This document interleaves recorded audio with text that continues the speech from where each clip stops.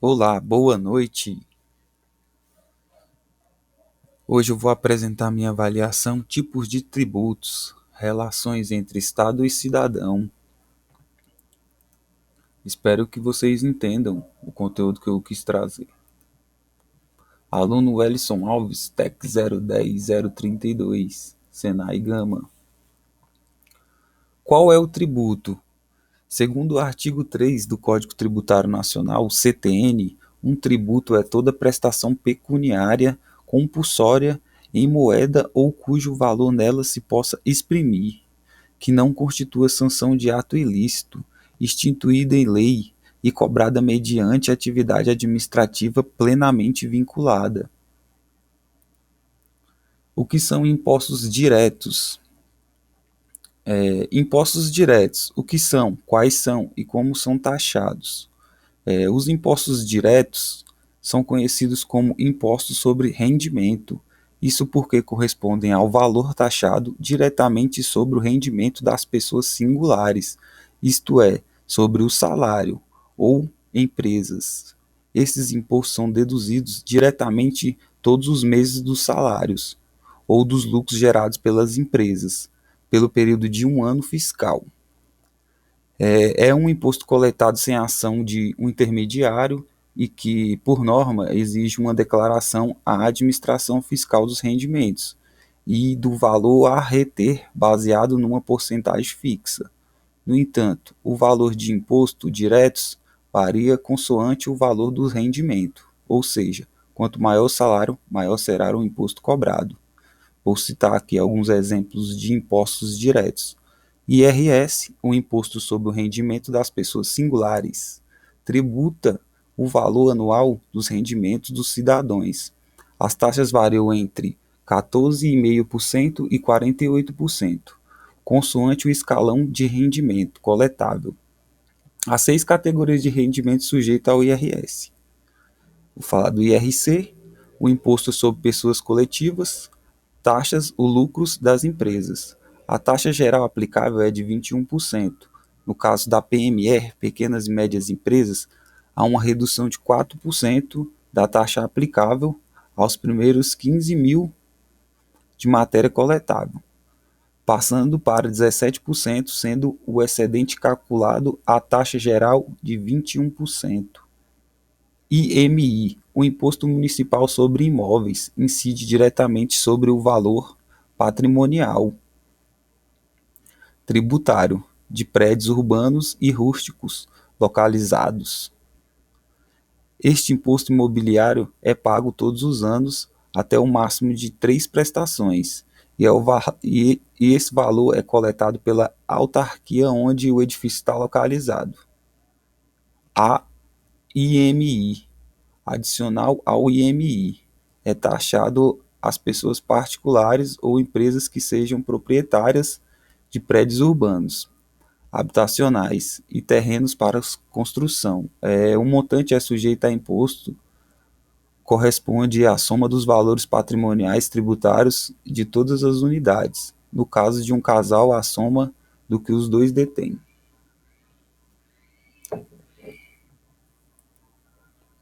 O que são impostos indiretos? Imposto indireto, o que são, quais são, como são taxados. O imposto indireto é aquele que incide sobre o produto e não sobre a renda. Ele é indireto porque ele não leva em conta quanto as pessoas ganham, mas apenas quanto elas consomem. Em outras palavras, o foco são as transações de mercadorias e serviços, ou seja, esse imposto é cobrado sobre as mercadorias que consumimos, exemplo, alimentos, roupas, aparelhos eletrônicos e etc. Por isso é que dizem que é cobrado indiretamente. Entre os principais tipos de imposto indireto temos, né, ICMS, Imposto sobre Circulação de Mercadorias e Serviços, ISS, Imposto sobre Serviços, IPI, Imposto sobre Produtos Industrializados. E sobre conceitos de taxas, tipos de taxas, alguns exemplos de taxas são conceitos de taxa. A principal diferença entre impostos e taxas é que, no caso dos impostos, normalmente os valores são calculados a partir de uma porcentagem. Então, eles variam dependendo de quem é o pagador. Já as taxas, a situação é diferente. Elas costumam ser fixas, independente da renda do contribuinte. Tipos de taxas. Existem dois tipos de taxas. As taxas de fiscalização, normalmente associadas ao trabalho da polícia, e as taxas de serviço ou de utilização. O caso é que impacta no dia a dia das empresas. Alguns exemplos de taxas são taxa para emissão de documento, como podemos ver na figura, RG, CPF, passaporte, carteira de motorista e outros, licenciamento de veículo, registro do comércio, e entre outros. Principais aplicações da CFOP.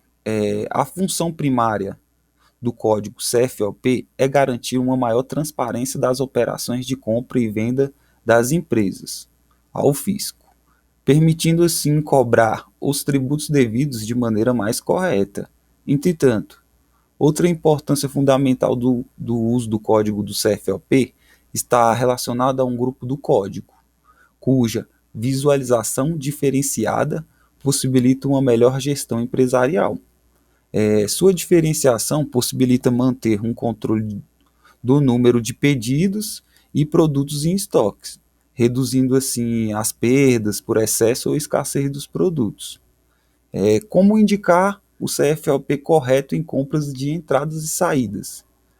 Se você realizar uma compra de mercadorias, é normal que a nota fiscal enviada pelo fornecedor, a CFOP, inicial com os números 5 ou 6. Mas ao cadastrar essa nota no seu sistema, a nota fiscal não é aceita. Por que será? É porque os números iniciados com 5 ou 6 indicam que a operação efetuada é uma saída e não uma entrada. Quando um fornecedor gera essa nota, ele estava demonstrando para a sua empresa que era uma nota de saída. Portanto, preste atenção, no seu caso é necessário realizar uma operação de entrada, que começa pelos números 1 e 2. Sendo assim que, por exemplo, a sua nota fiscal recebida indica o CFOP 5.103. Na entrada, provavelmente você terá que indicar o CFOP 1.103, no caso da entrada. Para tanto, você precisa entender a variação entre as saídas 5 e 6 e as entradas 1 e 2. Alguns exemplos de saída, né? O que significa saídas? Qual números as indicam? 5 indica que o endereço do seu cliente é do mesmo estado que o seu. O 6 indica que o endereço do seu cliente é de outro estado. Já os números de indicação de entrada, o 1 indica que o endereço do seu fornecedor é do mesmo estado que o seu. O 2 indica que o endereço do seu fornecedor é de outro estado. Já o 3, ele é utilizado na entrada de mercadorias ou aquisição de serviços do exterior. O 7, ele é utilizado na saída ou prestações de serviços para o exterior. O 4 é um prefixo não utilizado. Essa lista completa você pode acompanhar na tabela da CFOP. Pode ser consultado diretamente no portal do Ministério da Fazenda. Identificação da CFOP do meu produto. Eu tive uma entrada, uma aquisição de serviço de outros estados. Esse CFOP veio numerado como 2102. Aí 2000 como é uma entrada ou aquisição de serviço de outros estados, e o 102 indica uma compra para comercialização. No caso, como eu estou comprando para fazer uma revenda. A descrição do produto é a linha W12, ela foi desenvolvida para oferecer versatilidade e eficiência. Ela possui altas resistência, né? Ela tem menor peso para aplicações robustas e etc. A maior confiabilidade do fornecedor. Damos seguimento. Essa foi as fontes de pesquisa que eu utilizei. sites muito interessantes.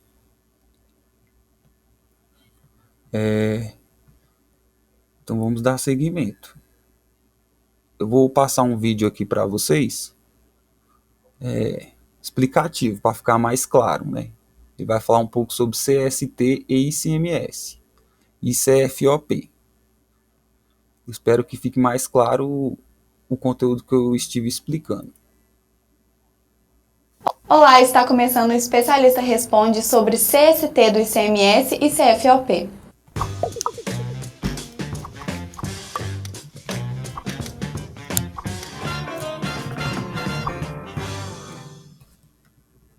O programa de hoje vai falar sobre algumas particularidades do CST do ICMS e CFOP na escrituração de alguns documentos fiscais. Nossa convidada de hoje é a Michele Rodrigues, especialista fiscal aqui da E-Auditoria.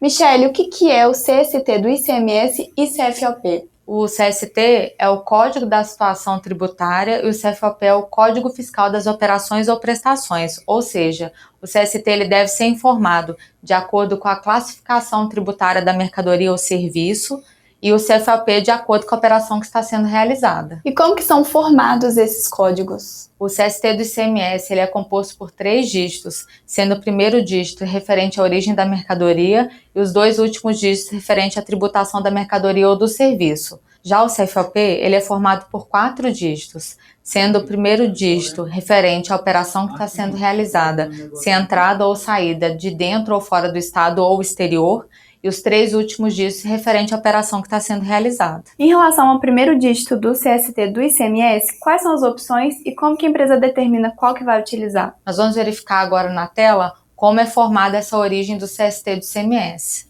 0, nacional, exceto as indicadas nos códigos 3, 4, 5 e 8. 1, estrangeira, importação direta, exceto a indicada no código 6. 2, estrangeira, adquirida no mercado interno, exceto a indicada no código 7. 3, nacional, mercadoria ou bem com conteúdo de importação superior a 40% ou igual a 70%. 4, nacional, cuja produção tenha sido feita em conformidade com os processos produtivos básicos. 5, nacional, mercadoria ou bem com conteúdo de importação inferior ou igual a 40%. 6, estrangeira, importação direta sem similar nacional. 7, estrangeira, adquirida no mercado interno sem similar nacional. 8, nacional, mercadoria ou bem com conteúdo de importação superior a 70%. Portanto, Giovana, como a escrituração dos documentos fiscais deve ser feita sob enfoque do declarante, a indicação da origem do CST do ICMS também vai depender da destinação da mercadoria. Por exemplo, se uma empresa adquire uma mercadoria estrangeira no mercado interno, se na nota fiscal de origem vier informado como 1 ou 6, que é de importação direta, na aquisição da mercadoria, a empresa adquirente deve informar como 2 ou 7. Então, Michele, o CST do ICMS nem sempre vai ser escriturado como ele está informado na nota fiscal de aquisição? Isso mesmo, Giovana. A gente vai verificar agora na tela como são formados os 2 últimos dígitos do CST do ICMS. 00, tributado integralmente. 10, tributado e com cobrança de ICMS por substituição tributária. 20, com redução de base de cálculo. 30, isento ou não tributado e com cobrança de ICMS por substituição tributária. 40, isenta. 41, não tributada. 50, suspensão.